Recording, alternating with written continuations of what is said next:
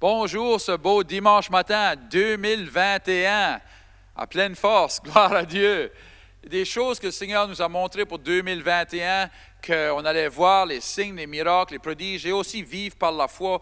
Dieu est en train de parler beaucoup de choses. On sait qu'on voit beaucoup de choses se passer dans le monde, mais c'est comme j'ai dit, on ne peut pas mettre nos pensées sur la télévision, sur qu'est-ce qu'on voit sur CNN et toutes ces choses-là, parce qu'il y a cette choses qui se passent de mauvaises que c'est décourageant. Même sur le média, on voit, il y a cette chose, c'est décourageant. Alors, on doit avoir un focus de qu'est-ce qui va se passer dans le royaume de Dieu, gloire à Dieu.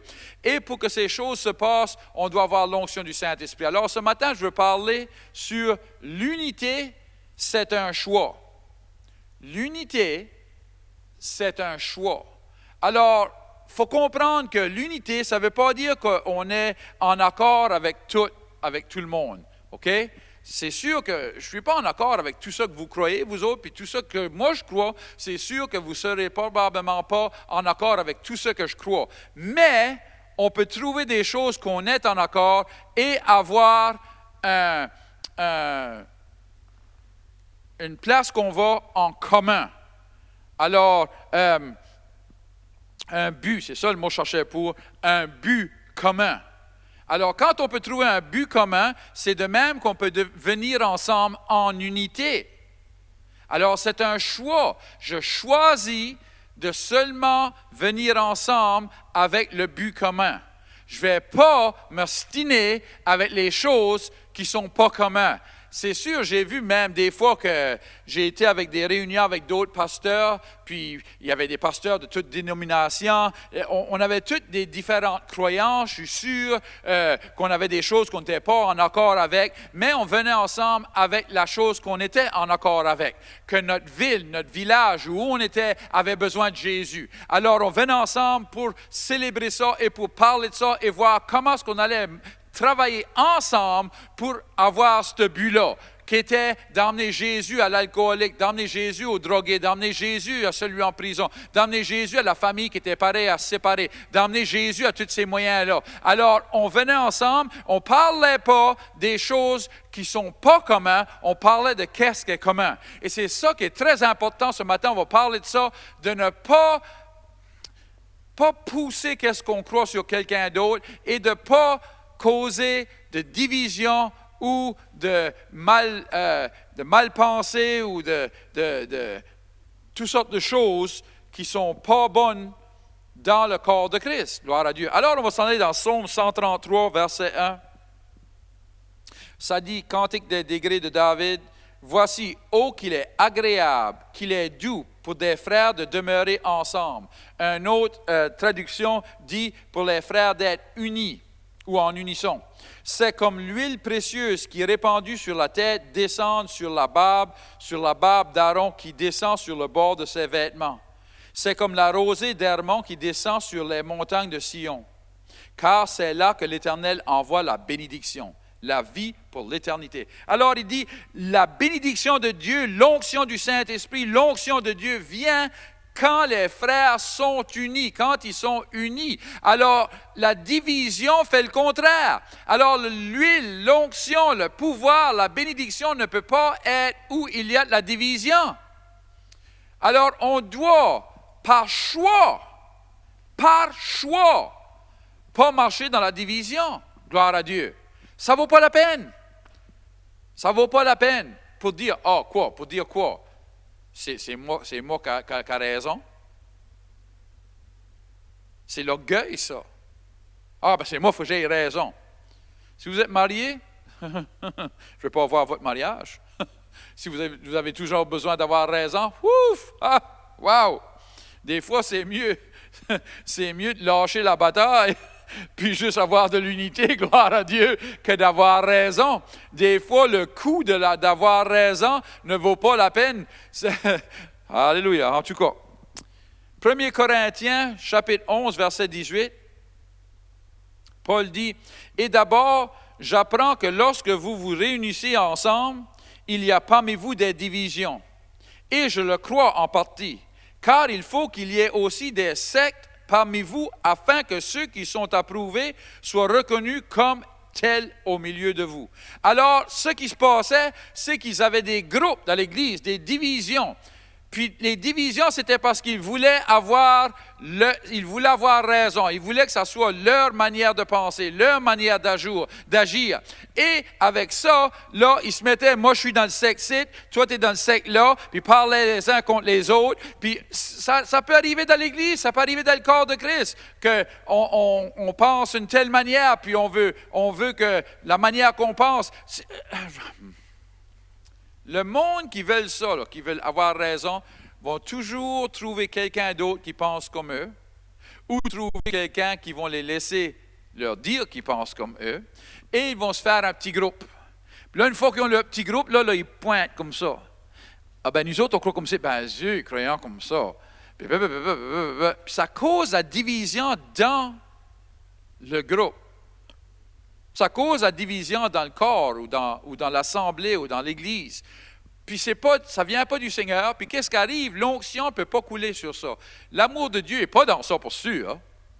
Parce que l'orgueil n'a rien à faire avec l'amour de Dieu. Et là, ça cause des divisions. Et quand on commence avec ces divisions-là, là quelqu'un entre dans l'Église puis peuvent ressentir qu'il y a division. Avez-vous déjà été dans une maison, puis il y a quelqu'un qui se bat, puis ils n'ont pas besoin de dire un mot, puis tu peux ressentir que, il y a quelque chose qui se passe ici. Parce qu'on peut ressentir la présence de la violence ou de... En tout cas, ça fait que là, Paul dit, si qu'on veut qu'il y ait l'onction dans la maison, si qu'on veut qu'il y ait l'onction dans le corps de Christ, dans l'Église, c'est nous l'Église, dans l'Église, il faut qu'on arrête la division, et pour arrêter la division, il faut qu'on trouve un but qu'on a ensemble et qu'on arrête de s'ostiner pour les petites choses.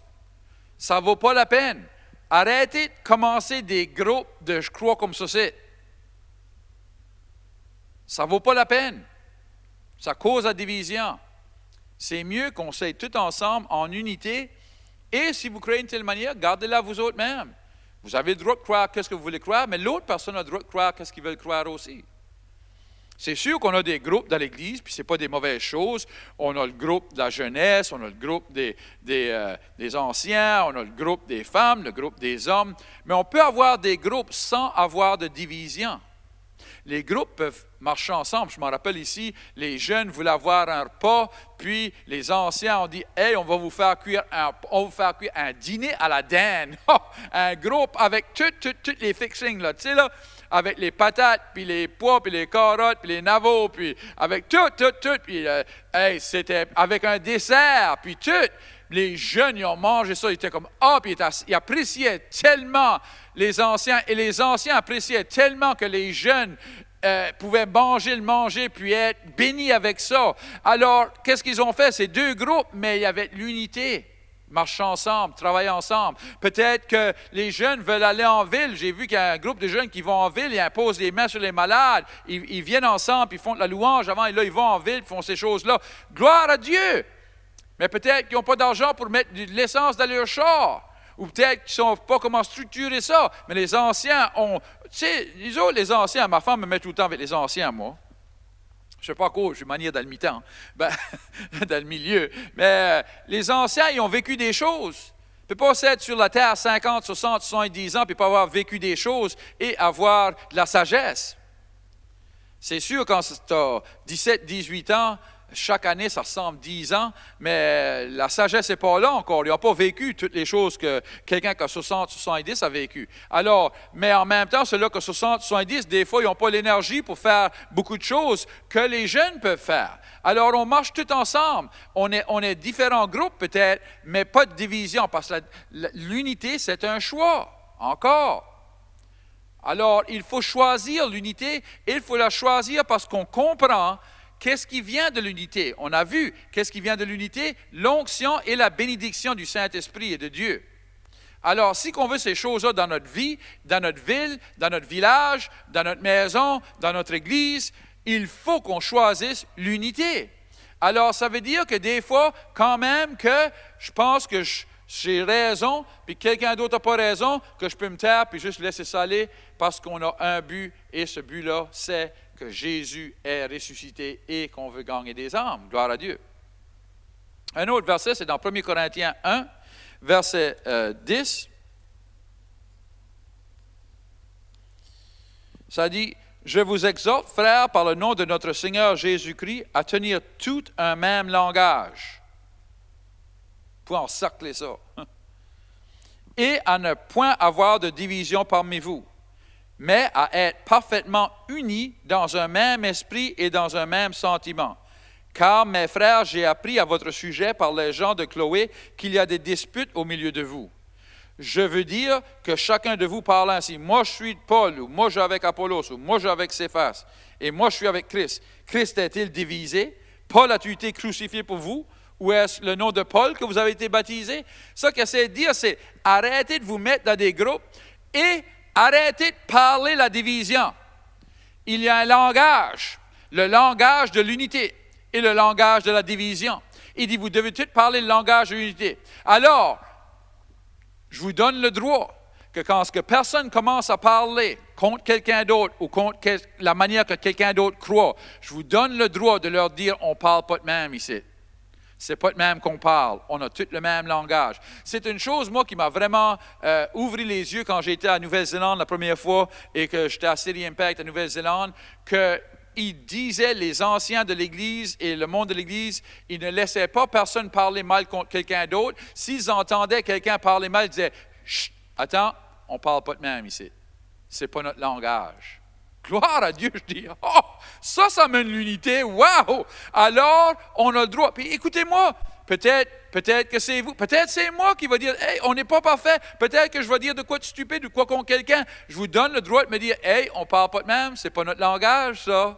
Et si tout le monde fait ça, on va avoir l'unité et on va arrêter la division.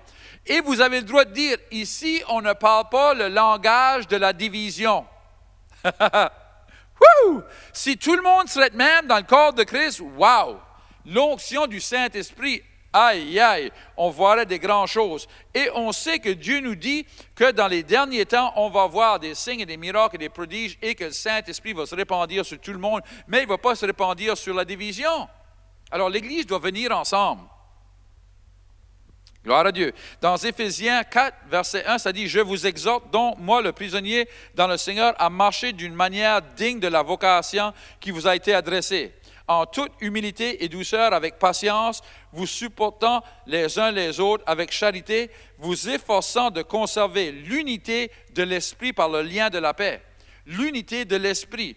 Gardez l'unité de l'esprit. Gloire à Dieu. On doit marcher dans l'unité. Paul dit, gardez-les. Ce mot gardez-les, ça veut vraiment dire comme avec force, avec patience, être là puis surveiller pour être sûr que l'unité n'est pas brisée, d'être sûr qu'il n'y a pas de division dans l'Église. Si vous entendez quelqu'un parler de division ou vous entendez que quelqu'un cause la division, les affronter et leur dire c'est pas bien qu'est-ce que tu fais là, tu dois arrêter ça. Et s'ils refusent d'arrêter, l'emmener aux anciens et aux pasteurs. Et je vous dis, on leur dira de sortir de l'Église. Si quelqu'un refuse de marcher dans l'unité, c'est mieux de les chasser de l'Église que de les garder dans l'Église et diviser l'Église. Si vous n'êtes pas en accord avec l'Église et vous n'êtes pas en accord avec le monde de l'Église, vous êtes mieux de marcher que de rester et causer la division. Je sais que ça sonne comme si c'est « Oh, wow, ça c'est pas Jésus. » Oui, Jésus était pareil. Il leur a dit, voulez-vous laisser vous autres aussi? Parce qu'il y en a qui avaient laissé à cause qu'ils ne croyaient pas qu'est-ce que Jésus disait. Gloire à Dieu. J'ai un autre verset. 1 Samuel 15, 23, ça dit, « Car la désobéissance est aussi coupable que la divination. » Une autre traduction dit, « Le rébellion est comme la divination. » Le rébellion. Vous allez penser, rébellion, ben là, je ne suis pas en rébellion, ou il n'y a pas de monde en rébellion dans l'Église, ça c'est quelqu'un qui va, puis il se rébelle contre Dieu, ils vont louer Satan, ou ils vont faire des grands... Non, rébellion, c'est simplement ceci, parce que c'est la rébellion à la divination, c'est vouloir imposer ses croyances sur quelqu'un d'autre. Rébellion, ou, en anglais on dirait witchcraft, c'est de vouloir imposer ses croyances sur quelqu'un d'autre. la divination. Et ils prenaient puis ils imposaient leur croyance sur quelqu'un d'autre. Tu sais, là, comme witchcraft, là, ils pouvaient en prendre des petites poupées puis les piquer puis ça pour essayer de les faire avoir des mâles, des bobos pour qu'ils fassent qu'est-ce que eux qui veulent qu'ils fassent. Puis c'est ça, quand on veut imposer notre volonté à la place de volonté de Dieu. Et ici, Dieu parlait à Saül parce que Saül voulait faire sa volonté, pas la volonté de Dieu, pas la volonté que le prophète Samuel lui avait dit. Alors il a fait sa propre chose. Et quand on veut faire notre propre chose et qu'on va imposer notre propre chose sur quelqu'un d'autre, ça mène la division. Et Dieu dit, ce n'est pas bien et je suis contre cela. Alors je vous encourage, si vous êtes comme ça, si vous trouvez, c'est souvent que j'essaie d'imposer qu'est-ce que moi je crois sur quelqu'un d'autre, ça ne vaut pas la peine. Vous êtes mieux de vous taire et avoir un but ensemble et avoir l'unité. Cherchez l'unité. Gloire à Dieu.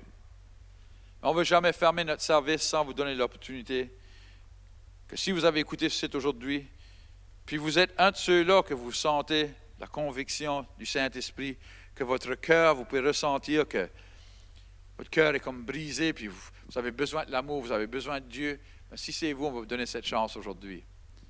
Priez cette prière avec moi.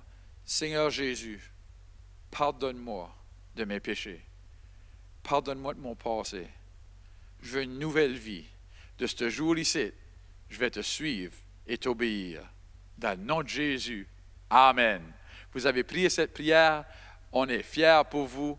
On aimerait vous rencontrer. Si vous êtes dans la région de Moncton, venez nous voir un dimanche matin. On est ici à 10h30. Si vous n'êtes pas dans la région de Moncton, trouvez une bonne église et allez à l'église dimanche prochain. Que Dieu vous bénisse.